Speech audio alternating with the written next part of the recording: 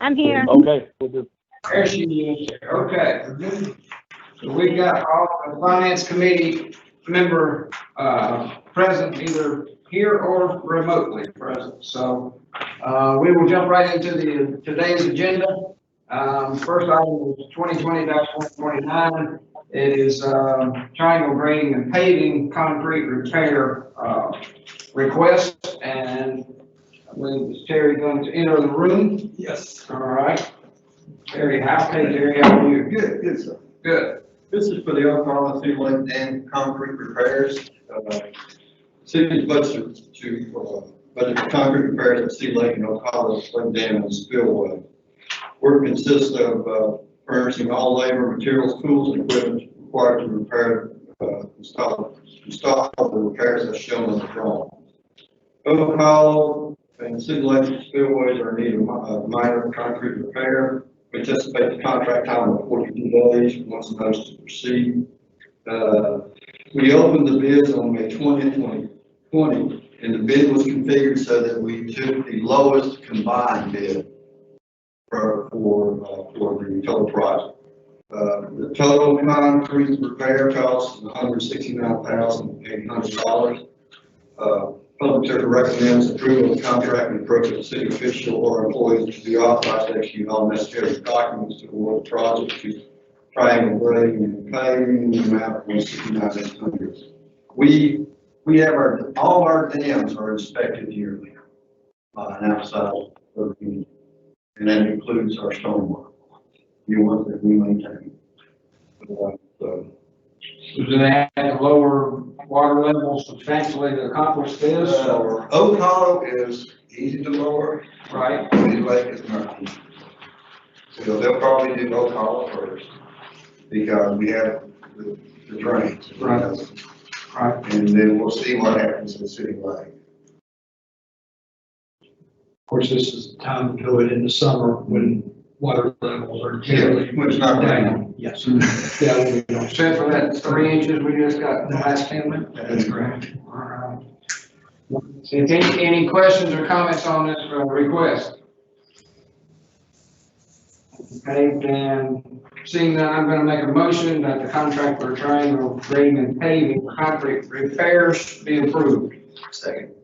There's a motion and a second by Councilman Jones. All in favor? Okay, hang on, I did that wrong. I forgot, we got remotes here. We're gonna have to go through the list. Councilman Moore is an aye. Councilman Holmes? Aye. Councilman Jones? Aye. Councilwoman Peters? Aye. That motion passes. Thank you. The next item is 2020-200. It's a engineering contract for East Washington having to do with the work that was promoted in the bond thing back in November. Yes. Okay. Go ahead, Terry.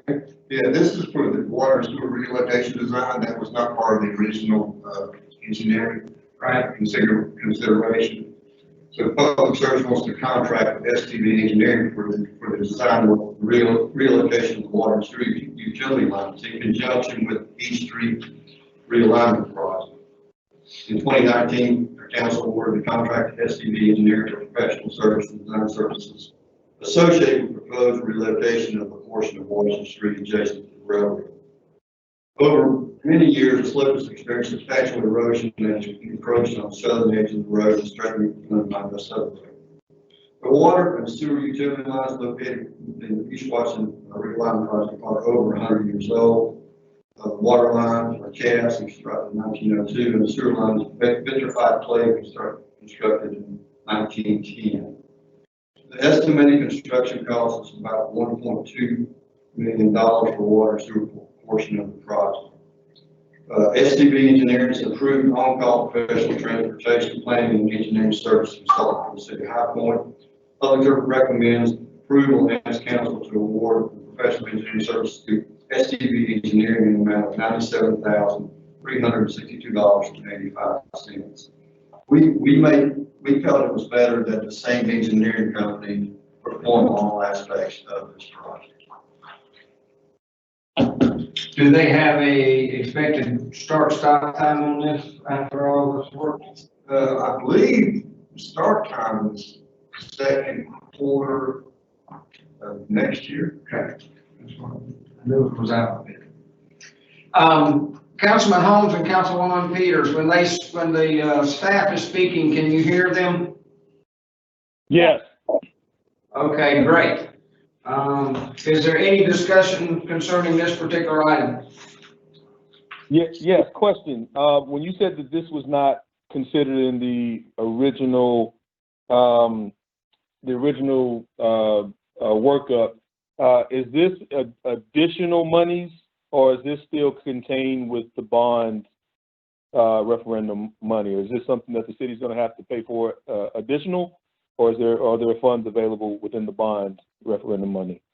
The utility work, this is Randy, the utility work on all bond projects, as well as the utility work on all bond projects were not included in the estimates for the bond projects.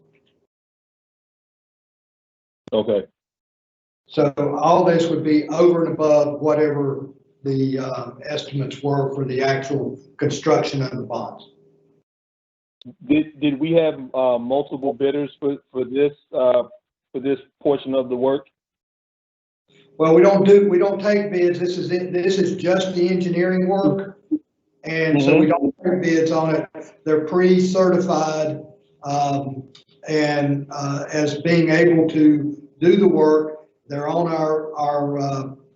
our list that we maintain at least annually, and they're selected from that list based on their expertise. And in the pre-certification, they put their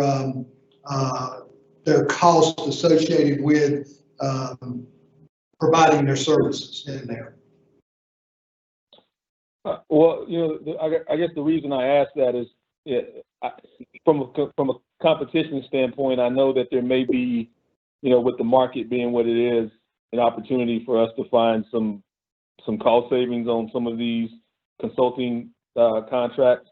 So I was just wondering if we went out in the open market and bid this work, if what we could find out there on the open market. But I get that there's a list of preferred people that we've worked with in the past. So it streamlines it a lot and saves time. So I understand that part of it. Okay, but also understand, Michael, we're not, by state law, we're not allowed to take bids on engineering work. Thank you for clarifying that, Randy. Can I say something, Randy? This is Terry Kniff. Absolutely. Yeah, the work that Terry Houck is asking for council to approve the funding for is for engineering design work only. The project construction will be bid out to the public. Yeah, that will be competitive bids. This is purely the engineering work. Let me add one thing to what Terry Knuff said. The original proposal by SPD was quite a bit higher on this. We met with engineering services, and the engineering services is going to take over the construction admin of that part. So there was quite a bit of savings. Quite a bit of savings there. Yes. And the monies for this are in the 2019-2020 budget. Yes, sir. And they are on our approved on-call engineering list. Okay, good deal. Thank you. Is there anything else? Seeing none, I'm No, going to that was it. Okay, thank you. I'm going to make a motion, this is Britt, that item 2020-200, contract STD engineering be approved. Second. There's a motion and a second. Pick whoever you want on that. That'll be fine. We gotta get Monica a chance to second. That's right. Councilman Moore is an aye. Councilman Holmes, how do you vote? Aye. Councilman Jones? Aye. And Councilwoman Peters? Aye. That motion passes. Next on the agenda is 2020-201. We're asked to consider a contract of Martin Marietta on our citywide stone supply. This is for the citywide stone, and any department in the city can draw from this citywide bill. City budget for an annual basis for suppliers to provide material for city departments. Departments that need stone will have the ability to have this material supplied to them when performing maintenance functions that require various types of stone. The city retains material supplied for different types of stone aggregate used for various maintenance activity. May 28, 2020, a bid opening, Martin Marietta provided the most qualified bid for the two bids that were submitted. The contract will be awarded for three-year period from July 2020 ending June 30, 2023, with an option to renew for two additional one-year periods if terms and pricing are agreeable. Public Service recommends approval of the contract and appropriate city official and employee to be authorized to execute all necessary documents to award the contract to Martin Marietta. During this past fiscal year, over $100,000 in purchase order issued for the citywide supply contract. I want to say that if you look at the bid tabulation, and I can only speak for Public Services never has material delivered. We pick it up. And that was one of the criteria that we looked at. The other one is that Vulcan could not supply number 6 stone in their bid.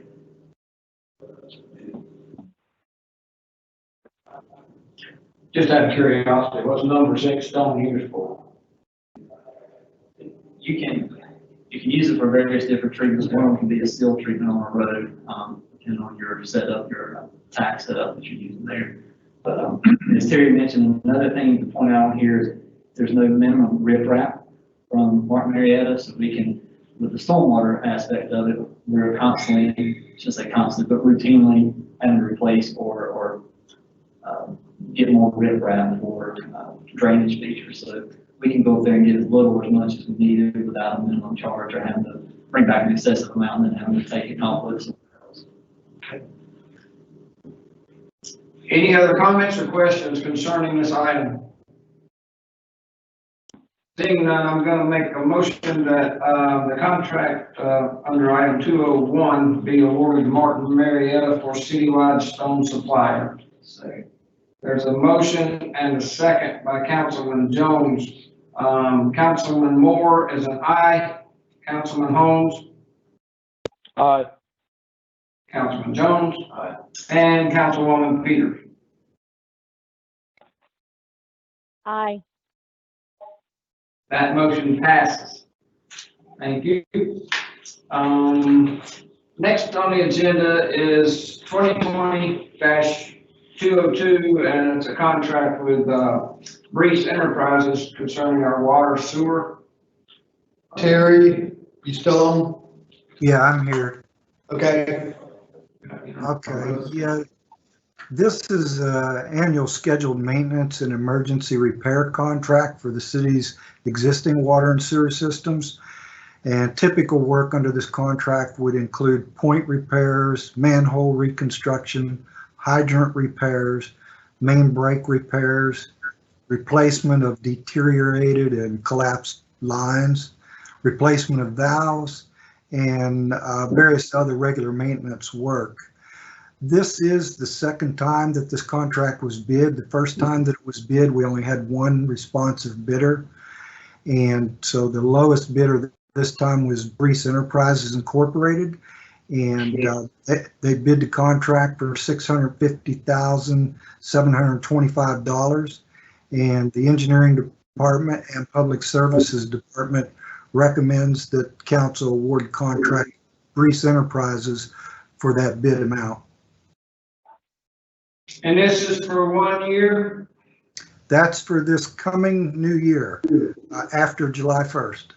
Correct. Do you know on a percentage basis how much in a year's time normally goes to, well, I know you can't prepare for emergencies, but do you have a record of what's used on regular maintenance versus emergency? No, I could get that. I don't have it on top of my head, but it seems to cover it annually, the money we have. If not, Terry Howe gets more money and puts towards it. Okay. Just For curious. the record, who was just speaking? Terry Kneff. Okay. Sorry, Terry, just to make sure people listening knew who was speaking. Okay. Anything else on this item? Not for me. This is Monica. I would like to make one comment, kind of echoing what Holmes was, questioning, like when the numbers end up being different. And I totally respect all of us on the finance committee and everyone on staff to be very, very diligent with taxpayer dollars and really making sure that people are sharpening their pencils. But I also want it to be, kind of loud and clear that, give us your best quote and don't think that you can keep coming back. And then there's a lot of additional, I understand that sometimes things happen that you are not aware of, but I just don't want to get into a habit that we're just going to approve it just because someone says it costs more. Okay, thank you. Any other discussion? Seeing none, I'll make the motion to approve item 202, contract for Breeze Enterprises concerning our water sewer maintenance contract. There is a motion. Okay, there's a motion and a couple of seconds. You can pick one, Mary. Councilman Moore is an aye. Councilman Holmes? Aye. Councilman Jones? Aye. And Councilwoman Peters? Aye. That motion passes. Thank you. The next item is 2020-203. It's a sole source contract request. Vapor Shield Operator Protection Doors. Angela, are you on the line? I'm here. Okay, great. Can you tell us a little bit about this bid, please? We are seeking to purchase some doors that would actually separate the operators from the passengers. And there are only two companies that actually make these doors, and neither one of them provides, works with a dealer or any type of representative company. After doing our research, we discovered that the Vapor Shield was the best product and at a much significantly cheaper price. And so we are recommending that the contract be awarded to Vapor Doors for the barrier. Angela, this is as a result of recent COVID-19 pandemic that's come through. Is this a newly invented product, or is this a product that's used elsewhere that's being converted over? It's not a new product. Transit systems have been installing them on their buses for years. And we had been researching these before COVID struck. Unfortunately, we have had a couple of occasions where drivers have been assaulted and or battered by passengers. And so this will serve double duty. It will protect them from contact with the public and protect against COVID-19, as well as protect them from passengers who are intending to do them harm. How secure is this thing? I mean, it really can protect somebody from getting in there to the drive. I have no idea. Angela, did you hear his question? Yes, I did. To my knowledge, no one has ever gotten in through the driver barrier to get to a driver. Able to use any of the coronavirus relief dollars to justify this? I was getting ready to say that because this is virus related, there is a possibility that we might get reimbursed for this expense. We'll certainly try. Okay. Anything on this item? Yeah, the Go ahead. 70,000, how many, I'm sorry, the 70,000, how many units is this? I don't know if I saw it. Angela, I'm sorry? The purchase is 16 units. Okay. How soon will we have these installed? This will get approved. The lead time right now is 12 to 16 weeks for delivery. The company will deliver one for us to do the prototype to make sure that everything fits, as the doors are actually custom made for your vehicles. And then after that, once we have everything fine-tuned, they will finalize the order and ship them to us, where our maintenance staff can install them. And I guess, I mean, hopefully we'll be completely through all the corona situation by then, but at least it's better prepares us for the fall if we need anything else come up like that again. And I think our drivers will feel safer for the security aspect and for the health aspects. I think it's a good idea. Any other discussion? Angela, do we have, is this any type of, what's the long-term warranty on this, or replacement cost, or any future maintenance? Will that still be able to be done by our maintenance staff, or will we need to call in the Vapor Shield people? The doors are constructed so that if maintenance is necessary, that our maintenance staff they're modular, so they can take them apart and repair them. And generally speaking, the doors last the life of the bus. I would imagine there, even if we're purchasing new buses, that would be transferred to the new model as well, too. Well, Angela, we replaced the buses, what, about 3 or 4 years ago? That is correct. We replaced them in 2016. So 4 years ago, and we have to use them for 12 to 15 years? That is correct. Good investment. Any other comments? Seeing none, I'm going to make a motion to approve item 203, sole source contract Vapor Shield operator protection door. Second. There's a motion and a second by Councilman Jones. Councilman Moore is an aye. Councilman Holmes? Aye. Councilman Jones? Aye. Councilwoman Peters? Aye. That motion passes. Item 2020-204 is a lease amendment concerning the High Point Theater and IMC. Joanne, are you on the call? I am. Okay. As I had mentioned the other day to folks that attended the agenda meeting, this is just our ordinary lease that we renew with them from occasion, time to time. There's no increase, no change in terms or anything else. So best news, as we said Monday during the agenda meeting, there is no increase in the price. Okay. Everybody good with this? Got any questions or comments? No. Seeing none, I'm going to make a motion to approve the resolution on the High Point Theater IMC HVAC. Is there a second? Second. Motion is seconded by Councilman Holmes. Councilman Moore is aye. Councilman Holmes? Aye. Councilman Jones? Aye. And Councilwoman Peters? Aye. That motion passes. Next item, 2020-205, resolution sell of city-owned property at 1100 Campbell Street. Right, we had someone approach us about this, and we set the sale price at $8,000, which is actually tax value.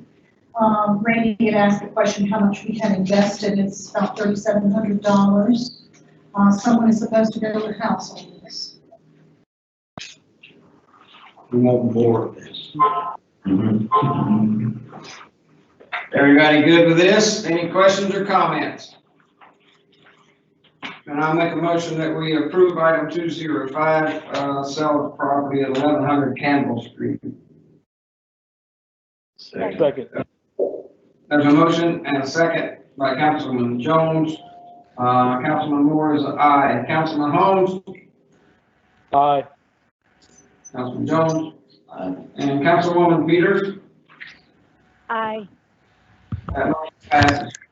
Item 2020-206 is something we look at each year, and it's the write-off of delinquent accounts receivable And we certainly want, any new council members to know where we're coming from on this.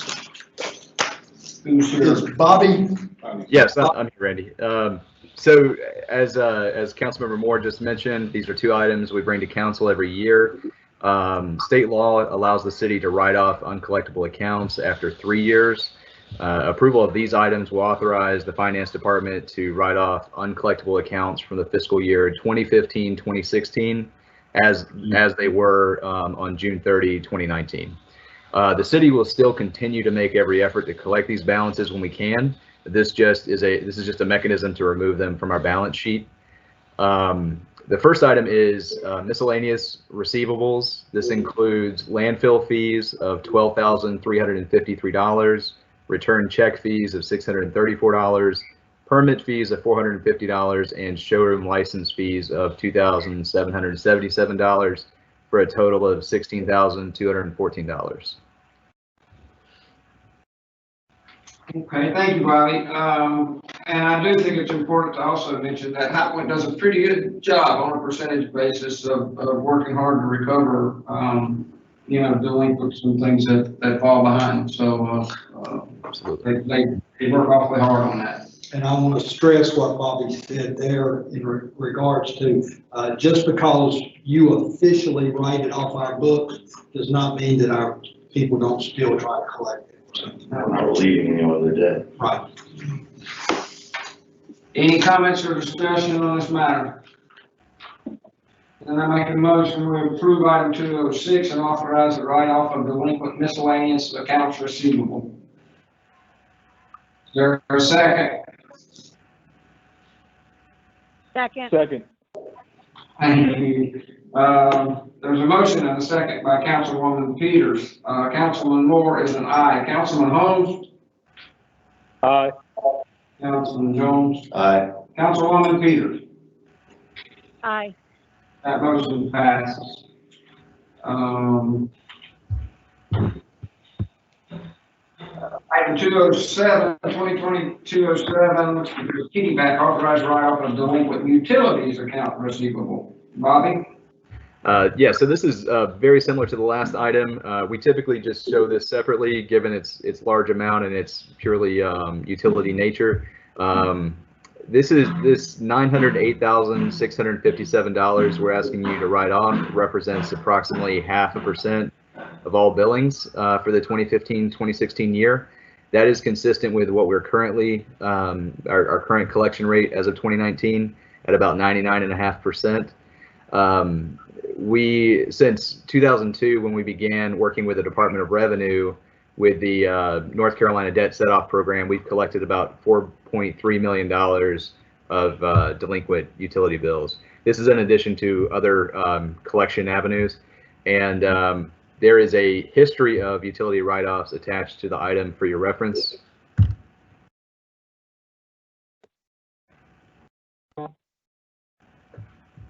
Still there, Bobby? Yes. Okay. Oh, did I drop off? I thought you did there for a second. Any comments or questions on this item? Seeing none, I move to approve item 207 and authorize the write-off of delinquent utility accounts receivable. There's a motion and a second by Councilman Jones. Councilman Moore is an aye. Councilman Holmes, how do you vote? Aye. Councilman Jones? Aye. And Councilwoman Peters? Aye. That motion passes. The last item is 2020-208, and that's to establish the public hearing for the proposed fiscal year 2020-2021 City of High Point annual budget, which will be on Monday, June 15th, 2020 at 5:30 p.m. At that time, we will receive public comments on the proposed 2020-2021 City of High Point annual budget. I don't believe does that require a vote? No, it's already. I think, yeah, so that's just kind of a public comment. So, is there anything else that needs to come before the finance committee today? Just had a question. How are we doing with collecting utilities with, announcing no shut-offs and everything with the coronavirus? We are This is Randy McCaslin. We are down about 10%. We're in the 8 to 10% range for mainly April and May. March was the first month that this was impacted us. So our people are reaching out to, as customers want to set up payment plans, we are actively doing that now. We will, of course, the governor extended it for 2 more months. So that we will certainly follow the governor's executive order for the next 2 months. And then we'll be working to set up payment plans with anyone that is in arrears at that time.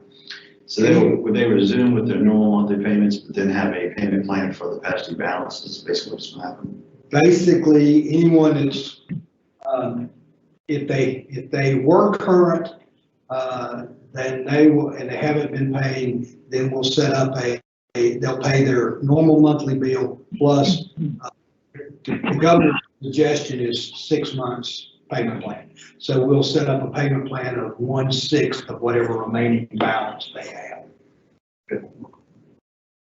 That 10%, can you translate that to a number? It's just a little bit over $500,000 right now. Anything else to be discussed at finance? No, that's it. Okay, thank you, everybody. We're adjourned. I think that's 10%. Motion to adjourn. Sorry, say it again. Did you make a motion to adjourn? No, I don't think that, I think we We can don't just. need it, I'm sorry. Yeah, Okay. 10% of the accounts, not 10% of